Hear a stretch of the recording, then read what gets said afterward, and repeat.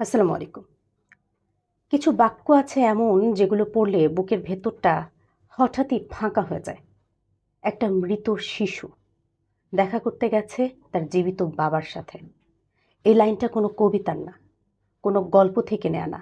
এটা বাংলাদেশে ঘটে যাওয়া একটা নির্মম বাস্তব ঘটনা।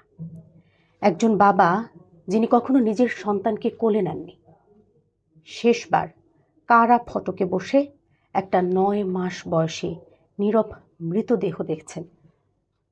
এই যে ভিডিওটা আমি করছি, এখানে আমি কাউকে দোষী বানাতে আসিনি। আমি শুধু একটা প্রশ্ন তুলতে চাই, রাষ্ট্র কি এখানে মানবিক ছিল? ঘটনাটা বাগেরহাটের।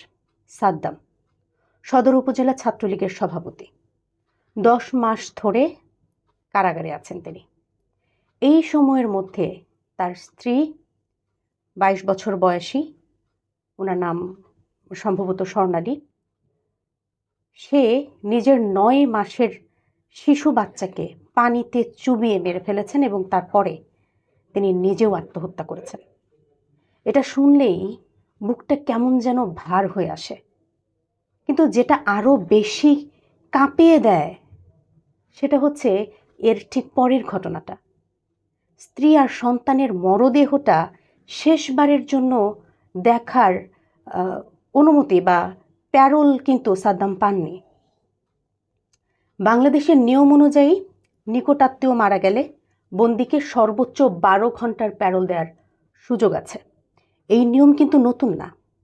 ভয়ঙ্কর অপরাধীও যারা আছে তাদের ক্ষেত্রেও কিন্তু আগে বহুবার এটার প্রয়োগ হয়েছে। তবু এই সাদ্দামের ক্ষেত্রে কিছুই হলো না।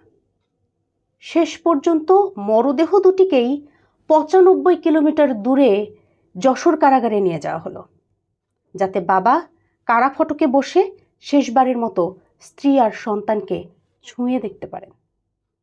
একবার ভাবুন তো, একজন মানুষ নিজের সন্তানের মুখ প্রথমবার দেখছে, সেই সন্তান মৃত।